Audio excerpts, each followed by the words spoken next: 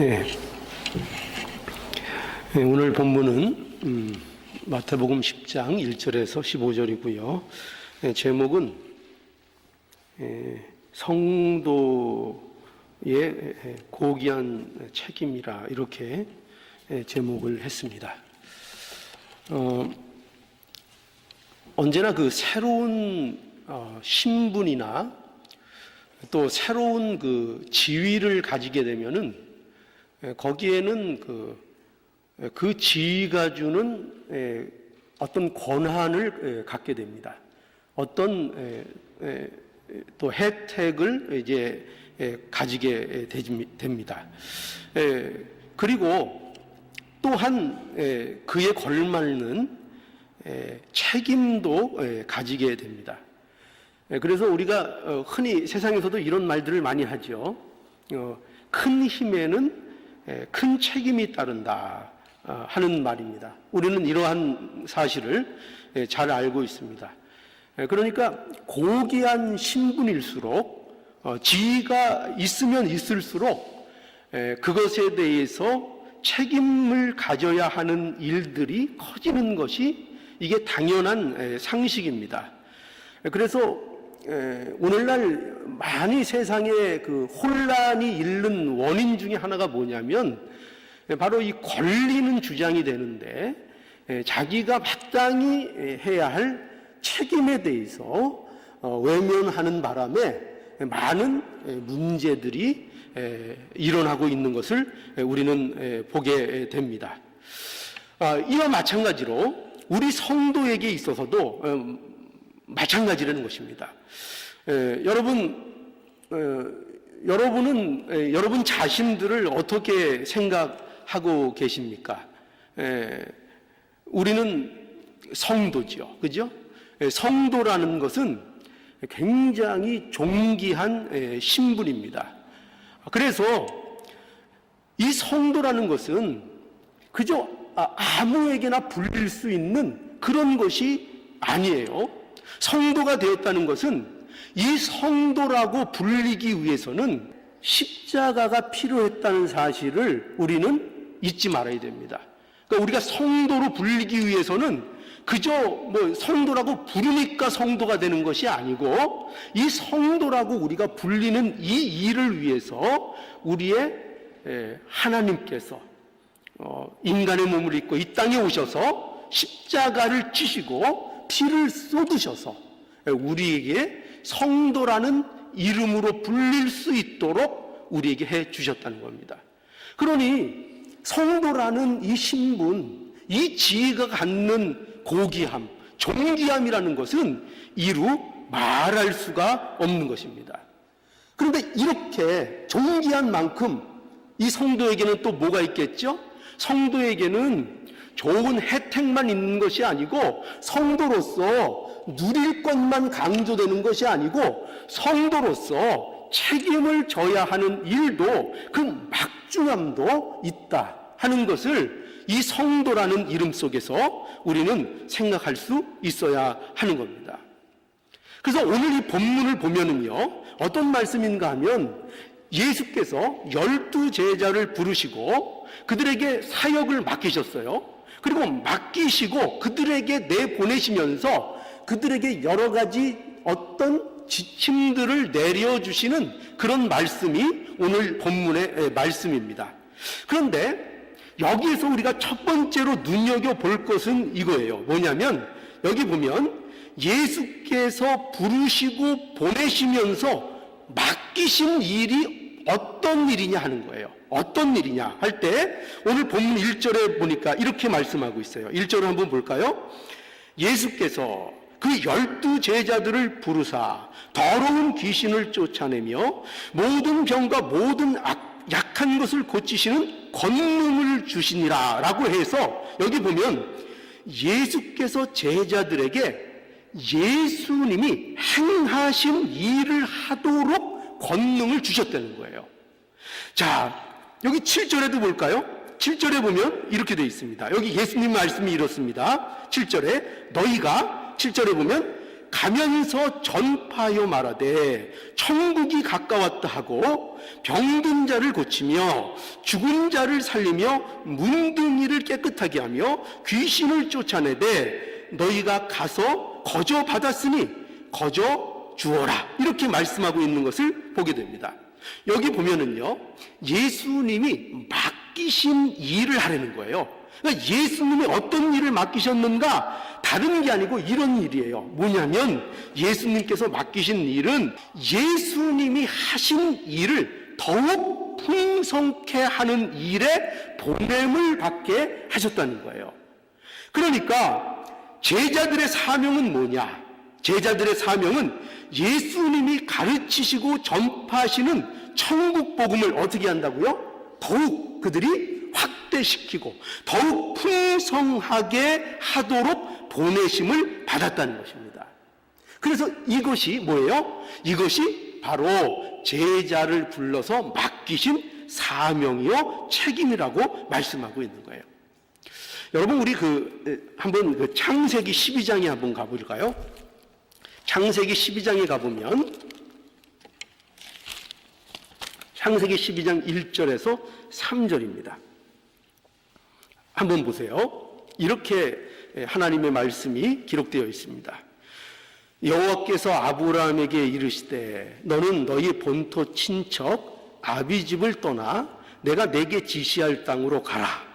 내가 너로 큰 민족을 이루고 내게 복을 주어 내 이름을 창대케 하리니 너는 복의 근원이 될지라. 너를 축복하는 자에게는 내가 복을 내리고 너를 저주하는 자에게는 내가 저주하리니 땅의 모든 족속이 너를 인하여 복을 얻을 것이니라 하신지라. 이 말씀 우리가 잘 아는 복된 말씀이죠. 하나님께서 누굴 부르셨습니까? 아브라함을 부르셨습니다. 그런데 아브라함을 부르시고 여기 이렇게 말씀합니다. 어떻게 명령하시는가 하면 너는 너의 본토 친척 아비집을 떠나 내가 네게 지시할 그 땅으로 가라, 이렇게 명령하시고, 그리고 아브라함에게 약속하시기를 이렇게 약속하세요. 내가 너로 큰 민족을 이루고 내게 복을 주어 내 이름을 창대케 하리니. 그러면서 거기 그 다음이 중요해요. 뭐라고 돼 있죠? 너는 뭐가 된다고요? 너는 복의 근원이 될지라. 복의 근원이 될지라. 그러니까 하나님께서 아브라함에게 주신 약속이 뭐냐? 너는 뭐가 된다고요? 복의 근원이 된다고 약속하신 것입니다. 자, 보세요. 이게 무슨 말씀인가 하면은 이거예요. 뭐냐면 복이라는 것은 하나님께서 아브라함에게 약속하신 복이 도대체 어떤 복이냐 하면 그 복은 기본적으로, 그 본질적으로 성격이 이런 거예요. 뭐냐면 그 복은 외부, 즉 바깥에 있는 복이 아닌 거예요. 복이 외부나 바깥으로부터 있는 복이 아니고 그 복이 어떤 것인가 하면은 그 아브라함 안에 있는 복을 말씀하고 있는 거예요. 그러니까 그 복이 그 복이 그 안에 존재적으로 그 복이 되도록 하시겠다는 거예요. 무슨 말인가요? 이게 무슨 뜻일까요? 이런 거죠. 복이라는 것이, 아브라함에게 약속된 복이라는 것이 어떤 조건이나 어떤 환경에 의해서 좌우되는 복이 아닌 그 존재적인 복을 주시겠다, 이렇게 말씀하고 있는 거예요. 그러니까 이런 거죠. 돈이 있어야 행복하다, 이런 복이 아니에요. 뭐가 환경과 조건이 만족돼야 행복하다, 또 어떤 좋고 유익한 일이 내게 있어야 행복하다, 이런 식의 복을 말씀하는 것이 아니고, 돈이 없어도 복된 것이고 몸이 아파도 복된 것이고 이 세상의 어떤 가치들을 내가 비록 얻지 못한다 해도 복된 자가 될 수 있는 복, 그게 어떻게 그 복이 될 수 있죠? 그 존재가 복돼야 되는 거잖아요. 그죠? 그 존재가 멋있는 사람, 우리가 쉽게 표현하면 그 존재가 풍성한 사람, 그 존재가 복된 사람이 되어야 한다는 것입니다. 그러니까 아브라함에게 하나님께서 주신 복은 바로 그 복을 말씀하는 거예요. 그런데 그 복이 아브라함에게만 복이 되는 게 아니에요. 그렇죠? 아브라함에게만 복이 되는 복이 아니고 이 아브라함으로 인해서 누가 복을 받는다고요? 모든 족속이 받는 그런 복이라는 것입니다. 여러분, 이것은 무엇으로 성취가 됩니까? 물론 예수 그리스도 안에서 이 복이 성취가 됩니다. 여러분, 이것이 왜 강조돼야 하는가 하면요, 이것이 바로 성도가 가진 복이라는 것입니다. 이 복은요, 아브라함에게만 특별하게 허락된 복이 아니고 아브라함 안에 있는 모든 그의 후손들, 예수 그리스도 안에 있는 모든 자들에게 동일하게 있게 되는 복을 말씀하고 있는 거예요. 그러니 성도가 되었다는 것은 뭘 얘기하겠어요? 아브라함과 똑같은 복을 받는 거예요. 아브라함이 어떤 복을 받은 것입니까? 그 존재가 복되게 되었다고요. 그러니 성도라는 존재가 얼마나 고귀하고 얼마나 가치 있는 존재인지 그것을 우리가 분명히 알아야 하는 것입니다. 성도는요, 어떤 존재냐? 성도, 그 성도가 가는 곳이면 그곳이 무엇이 되어야 합니까? 그곳이 하나님의 나라가 되고 그 성도가 가는 그곳에서 하나님의 나라가 증거되는 은혜의 역사가 일어나야 된다는 거예요. 그러니까 성도는 마치 더 쉽게 얘기하면 무엇과 같아요? 하나님 나라의 대사와 같은 거예요. 하나님의 나라, 하나님의 영역이 넓혀지는 이 일이 누구를 통해서 이루어지는가? 바로 제자로 부름받은 자들, 성도들, 오늘날 우리 성도들, 고귀한 자들, 이 자들을 통해서 하나님의 나라가 확대되고 하나님의 나라가 풍성해지는 이 은혜가 있게 되는 것입니다. 여러분, 그래서 이것이 뭐예요? 이것이 예수 믿는 자들의 고귀한 복인 것입니다. 그래서 여러분, 성도에게 있어서 가장 큰 기쁨이 무엇이어야 하는가? 뭐가 가장 큰 기쁨이 돼야 될까요? 저도 그렇고 우리 모든 성도분들도 그렇고 그 마음에 뭐가 가장 기쁜 일이 되어야 될까요? 사업의 성공이요? 세상에서 어떤 일들, 좀 더 세상적인 가치를 더 확보하는 거요? 그런 것이 우리의 진정한 기쁨이 되는 것입니까? 아니죠. 우리에게 있어서 진정한 기쁨은 뭐냐면 길 잃은 양이 누굴 만나게 되는 거예요? 예수 그리스도를 만나게 되는 거예요. 그것도 바로 나 때문에, 그죠? 우리 자신 때문에 길 잃은 양, 그 한 길 잃은 양이라도 예수님을 만나게 된다면 그것이 뭐가 된다고요? 우리의 가장 큰 즐거움이요, 기쁨이 되는 것입니다. 여러분, 그렇죠? 여러분들도 마찬가지죠? 저도 그렇습니다. 무엇이 가장 인생에 있어서 기쁜가? 목회를 하는 일에 있어서 무엇이 가장 기쁜가? 할 때, 우리 교회에 나오는 분들이 예수님을 진정으로 만나게 되는 일, 예수님을 알고 예수님을 만나는 일, 이 일들이 이루어질 때 그것이야말로 참으로 큰 기쁨이 아닐 수 없습니다. 여러분들은 어떠세요? 여러분들도 그러시죠, 그죠? 누군가 예수를 몰랐던 분이 예수를 믿게 되고 예수를 알게 되고 또 예수를 아는 분들도 그 예수님에 대하여 더 깊이 알게 되는 그 일들을 보아나갈 때에 그것이 얼마나 가슴을 설레게 하는 일이고 얼마나 기쁜 일인지, 그렇죠? 그것이 기쁨입니다. 제가 여러분 사담으로 이런 말씀을 드리긴 그렇지만 제가 기쁨이 뭐겠습니까? 이 목회를 해서 목회에서 누리려는 그 목적이 뭐겠습니까? 단 하나예요. 단 하나. 무슨 개인적인 목회를 해서 부를, 무슨 세상적인 권위를, 무슨 존경을, 이런 것을 염두하는 것이 아닙니다. 오직 목적은 하나예요. 목적은 하나. 우리 모두가 이 미주 서부교회에 나오시는 모든 한 분 한 분이 누구를 알게 되는 거예요? 진정으로 예수 그리스도를 알고 그분을 만나고 그분 안에서의 풍성함을 누리도록 하는 것, 이것이 오직 유일한 목적이고 우리의 기쁨인 것입니다. 여러분들도 그렇죠. 동의하시죠? 이것이 기쁨이 돼야 되는 것입니다. 그래서 여러분, 이런 일에 대해서 좋은 예가 될 수 있는 게 뭐냐면요, 놀랍게도 이런 예예요. 뭐냐면 오병이어의 이적입니다. 오병이어의 이적이요.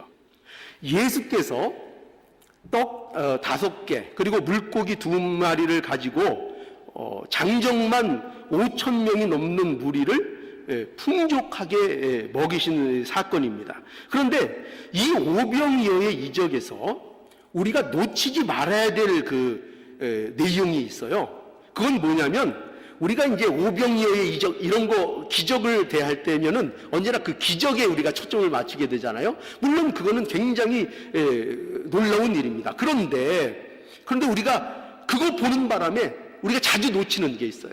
그게 뭐냐면, 그것은 이런 겁니다. 예수님께서 이 오병이어의 기적을 일으키실 때, 그것을 일으키는 과정 속에서 제자들에게 떡과 물고기를 나누어 주도록 하셨다는 겁니다. 누구에게요? 제자들에게 그 일을 시키셨다는 거예요. 그러니까 예수님께서 혼자 그 일을 하지 않으셨다는 거예요. 마태복음 14장에 가보면요, 이 사건이 기록되어 있는데요, 많은 무리가 예수님께 나오게 됩니다. 그리고 저녁이 되고 식사 때가 되었어요. 그런데 많은 사람들이 흩어지질 않습니다.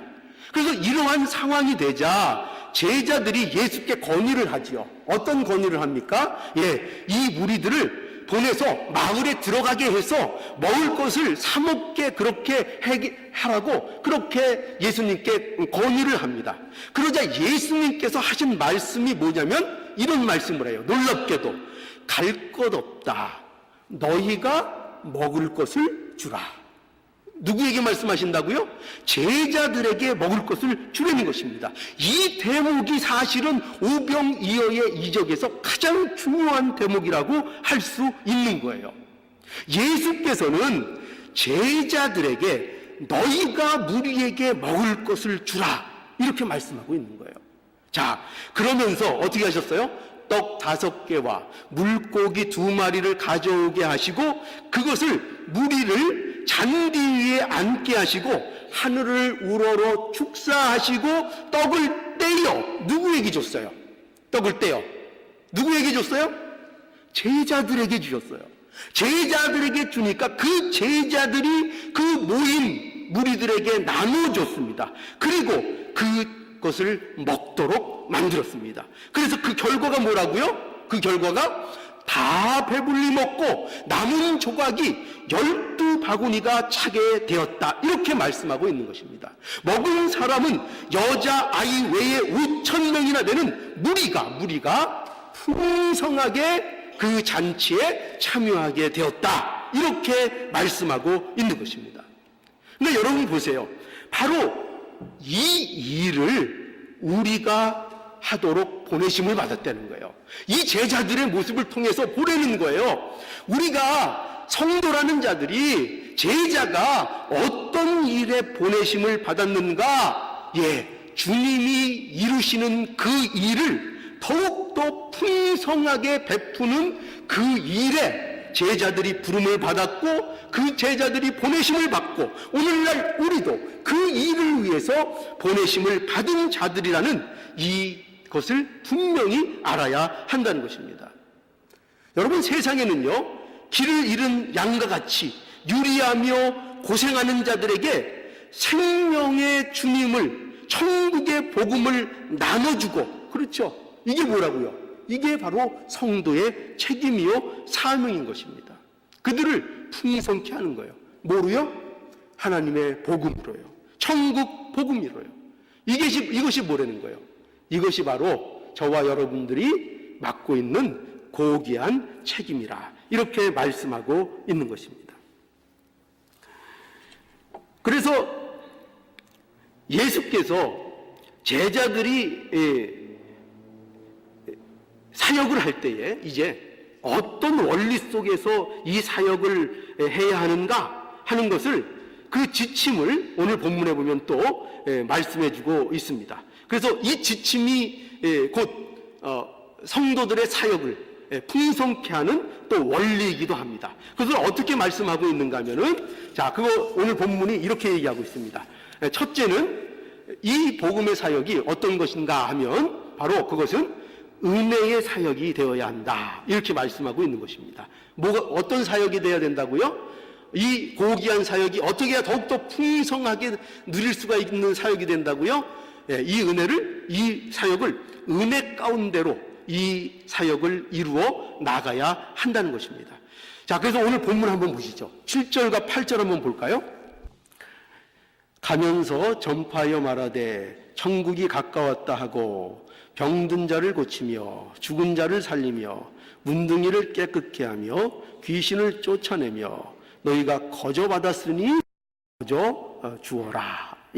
여기 보니까 뭐가 마지막에 나오는가 하면은 너희가 거저 받았으니 거저 주라는 겁니다. 이것이 바로 예수님께서 주시는 지침입니다. 거저 주라는 거예요. 왜요? 거저 받은 거니까요. 여러분, 제자들이 거저 받은 거예요. 거저 받았습니다. 또 병든 자, 또 약한 자들 예수님께서 고쳐주셨는데 그 고쳐주신 거 그들의 어떤 공로를 통해서 고쳐주신 게 아니에요. 그렇죠? 어떻게 고쳐줬습니까? 다 거저 은혜로 선물로 고쳐주신 것입니다. 여러분, 천국복음은 바로 그런 것입니다. 천국복음은 우리에게 어떻게 주어지는 것인가? 어떻게 주어지는 거예요? 선물로 주어지는 겁니다. 그러니 이런 말씀이에요. 거저 줘라. 거저 주어야 우리의 이 산업이, 우리의 이 영적인 사업이, 천국 사업이 풍성해진다는 거예요. 거저 줘야 한다는 거예요. 거저 줘. 그러니까 이 거저 줘야 된다는 것은 그런 의미에서 우리가 하나님의 일을 하는 일을 통해서, 그러니까 복음을 전하는 것을 통해서 자기의 이익을 받으려는 이 욕심에서 벗어날 수 있어야 한다는 것입니다. 그러니까 복음을 뭐로 삼으면 안 되는 거예요. 자기 이익의 수단으로 복음을 삼으면 안 된다는 거죠. 그러니까 복음을 전하는 것은 이런 게 아니에요. 자기의 어떤 이익을 추구하기 위한 것이 아니에요. 그죠? 물론 물질적인 것도 아니에요. 뿐만 아니라 물질적인 이익을 추구하는 것이 아닐 뿐만 아니라 자기의 어떤 위상, 자기의 어떤 권위, 또 어떤 종교적인 대접, 이런 것을 받고자 복음을 전하는 것도 아니에요. 복음을 전하는 것은 어떤 대가를 요구해서 복음을 전하는 거 아니에요. 그 모습을 누가 보여주셨습니까? 예수님이 그렇게 하셨잖아요. 예수님께서 어떤 보상이나 어떤 요구를 가지려고 그것을 위해서 일을 하셨습니까? 은혜를 베푸셨습니까? 전혀 그렇지 않다는 거예요. 오직 은혜로, 선물로 주셨다는 거죠. 그러니 우리도 이 길을 따라가야 한다는 것입니다. 뭐로 하라고요? 우리에게 맡겨진 사명, 뭐로 나가야 풍성해진다고요? 오직 은혜로 나갈 때에, 거저 주는 것으로 나갈 때에, 사람들에게 은혜를 베푸는 일로 나갈 때에 우리의 이 사역이 풍성해질 것이라, 이렇게 우리에게 가르쳐 주시는 것입니다. 자, 이것이 첫 번째 예수님께서 제자들에게 주는 지침이고요. 그 다음에 두 번째로 주는 지침은 뭐냐면요, 그것은 이겁니다. 두 번째 지침의 요점은 하나님을 전적으로 의지해야 한다 하는 것입니다. 하나님을 전적으로 의지해야 한다. 오늘 본문 9절과 한번 10절을 보죠. 9절과 10절 보니까 이렇게 말씀합니다. 너는 전대의 금이나 은이나 동이나 가지지 말고 여행을 위하여 주머니나 두벌 옷이나 신이나 지팡이를 가지지 말라. 이는 일꾼이 저 먹을 것을 받는 것이 마땅하니라. 라고 해서 여기 보면은 결국 무슨 말씀이죠? 아무것도 가지고 가지 말라는 것입니다. 아무것도 가지고 가지 말라. 그런데 마가복음에 가보면은요, 마가복음에 가보면 이 같은 사건에 대해서 조금 다르게 그 기록이 되어 있습니다. 어떻게 되어 있는가 하면은 그 6장 7절부터 보면은 12 제자를 부르사 둘씩 보내시며 더러운 귀신을 제어하는 권세를 주시고 명하시되 여행을 위해서 지팡이 외에는 양식이나 주머니나 전대의 돈을 아무것도 가지지 말며 신만 신고 두벌옷은 입지 말라 이렇게 돼 있어요. 그래서 여기에 보면은 어떻게 돼 있는가 하면은 지팡이 외에는 이렇게 돼 있거든요. 그러니까 어떻게 무슨 말이 되죠? 지팡이는 괜찮다는 그런 말씀이 되는 거죠. 그리고 여기 또 신만 신고 해서 또 신은 신어도 되는 것으로 이렇게 되어 있습니다. 그런데 오늘 본문에는 어떻게 되어 있습니까? 10절에 보면 여행을 위하여 주머니나 두벌 옷이나 신이나 지팡이를 가지지 말라 이렇게 되어 있습니다. 그래서 아마 이것은 아무것도 가지지 말라는 것을 통해서 더욱더 하나님을 의지하는 것을 말한다고 볼 수 있습니다. 또 어떤 해석은 이렇게 돼 있어요. 뭐냐면 여기에서 말하는 지팡이와 신발은 여벌의 지팡이와 신발을 얘기하는 것이다. 이렇게 해서 실제 영어로 보면은 거기에 복수로 되어 있습니다. 복수로. 그래서 복수로 되어 있어서 이것이 여벌의 것을 더 가지고 가지 말라는 그런 뜻으로 해서 신과 지팡이는 가장 기본적인 필수 도구로 그래도 허락되는 것으로 이렇게 또 이해할 수 있습니다. 그러나 중요한 것은 뭐냐면 이 말씀을 통해서 뭘 강조하고 있습니까? 이 사역은, 이 복음의 사역은 누가 하는 거라는 거예요? 자기의 힘으로 하는 것이 아니라 하나님 의지에서 하는 것이다. 이렇게 말씀하고 있는 것입니다. 그러니까 하나님 의지하는 것으로, 하나님이 공급하시는 것으로, 내 힘으로, 내 것으로 하는 것이 아니라 하나님이 공급하시는 힘과 그것으로 하나님의 일을 해나갈 때, 그럴 때 뭐가 된다고요? 그 복음의 사역이 풍성하게 될 것을 말씀하고 있는 것입니다. 자, 이것이 두 번째 예수님이 제자들에게 주는 지침이고요. 이제 세 번째 지침은 뭐냐면은 이겁니다. 뭐냐면 평안을 빌라는 것입니다. 평안을 빌라. 그래서 오늘 11절부터 한번 보죠. 자, 11절부터 아무 성이나 촌에 들어가든지 그 중에 합당한 자를 찾아내어 너희 떠나기까지 거기 머물라. 또 그 집에 들어가면서 평안하기를 빌라. 그렇죠? 그 집이 이에 합당하면 너희의 빈 평안이 거기 임할 것이요 만일 합당치 아니하면 그 평안이 너희에게 돌아올 것이니라. 누구든지 너희를 영접도 아니하고 너희 말을 듣지도 아니하거든 그 집이나 성에서 나가 너희의 발에 먼지를 털어버리라. 내가 진실로 너희에게 이르노니 심판날에 소돔과 고무라 땅이 그 성보다 견디기 쉬우니라. 여러분 보세요. 너희가 해야 할 일은 뭐냐? 뭐라고 말씀하고 계시죠? 뭐라는 거예요? 평안을 빌어주라는 것입니다.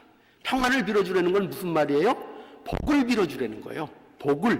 그런데 이것은 무엇과 관련된 복인가 하면은 복음과 관련된 복을 말씀하는 거예요.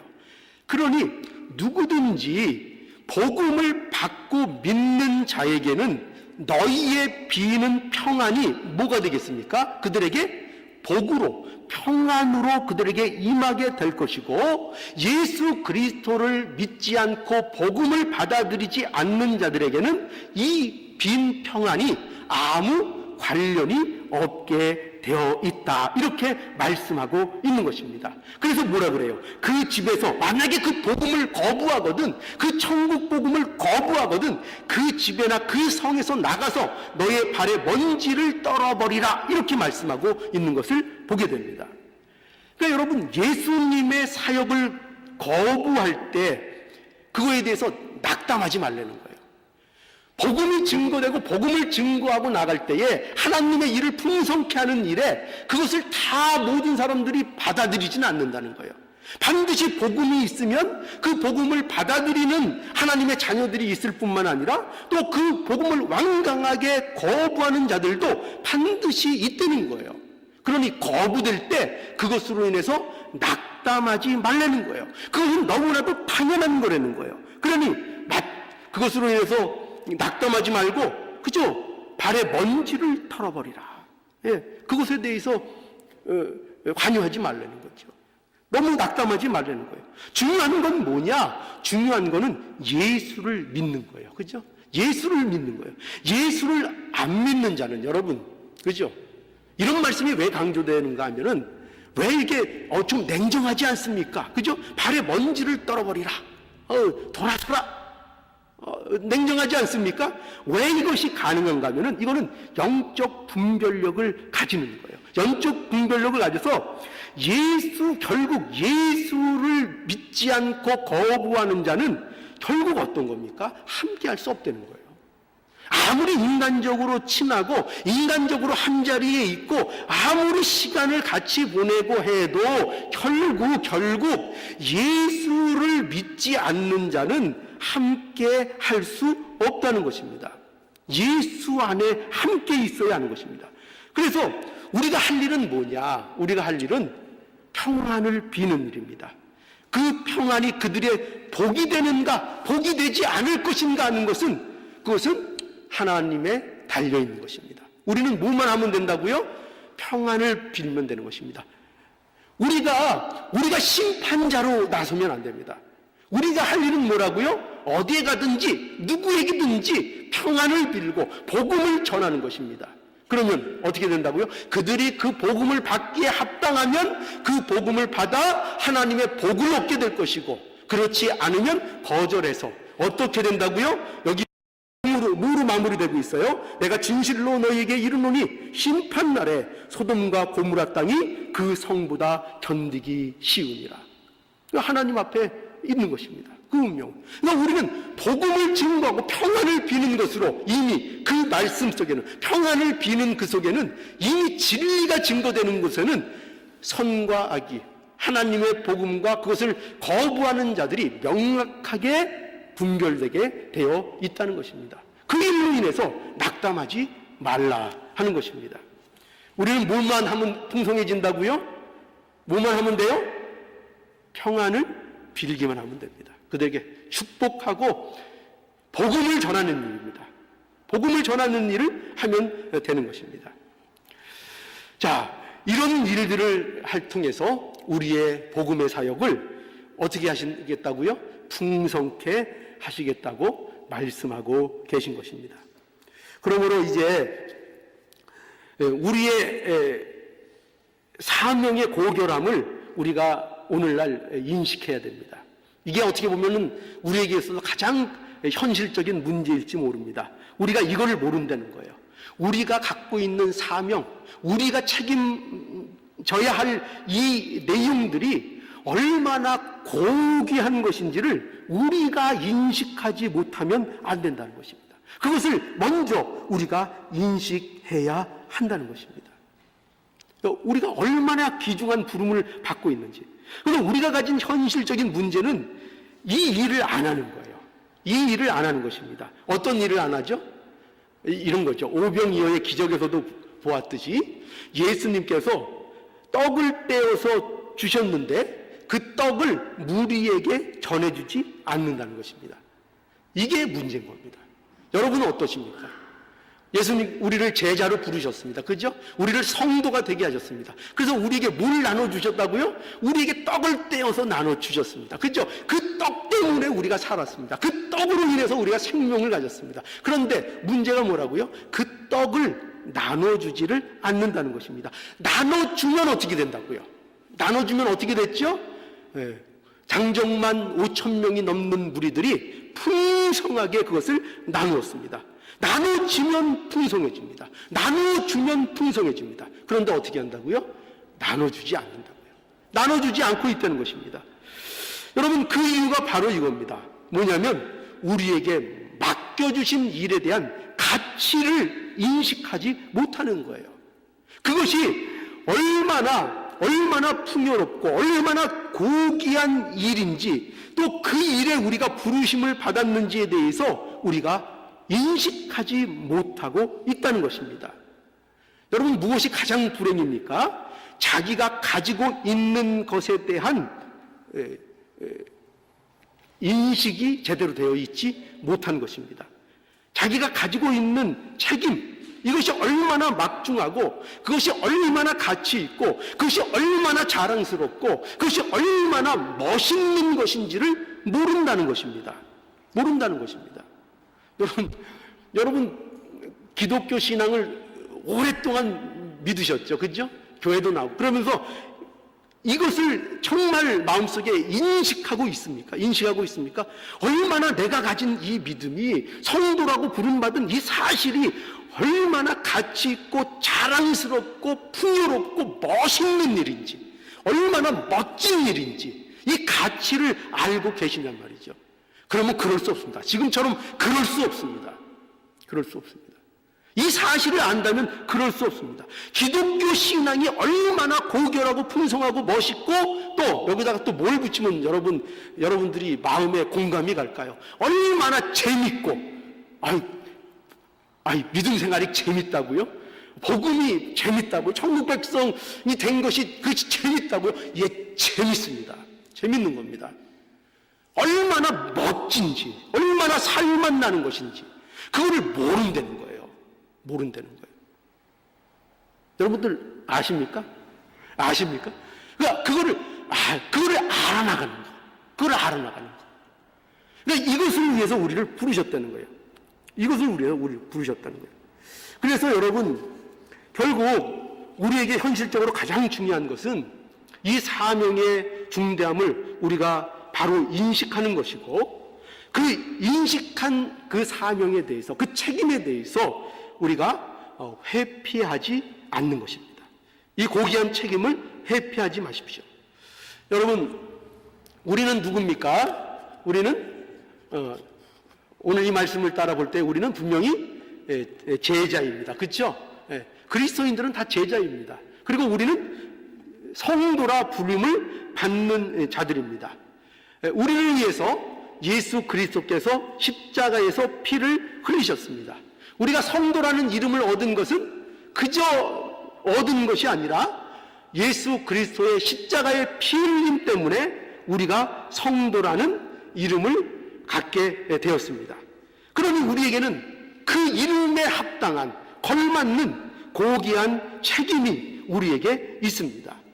그러니 예수 그리스도께서 이루신 일을 가지고 세상을 향해 어떻게 해야 된다고요? 풍성히 외치는, 풍성히 만들어 나가는 이 일이 우리에게 책임으로 있어야 한다는 것입니다. 여러분, 이 책임을 회피하지 마십시오. 이 책임을 회피하지 마십시오.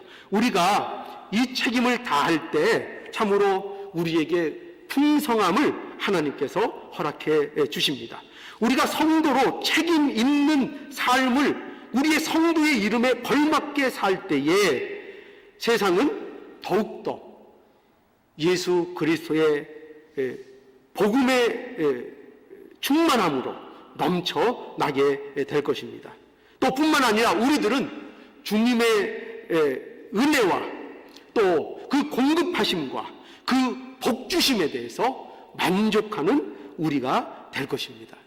이것이 우리에게 주시는 말씀입니다. 그러니 이 진리를 잊지 마시고 우리에게 주신 이 고귀한 책임을 우리의 인생 속에서 회피하지 않고 책임지심으로 말미암아 더욱더 풍성해지고 우리로 말미암아 세상이 복음으로 충만해지는 놀라운 은혜가 우리 안에 넘치기를 간절히 바랍니다.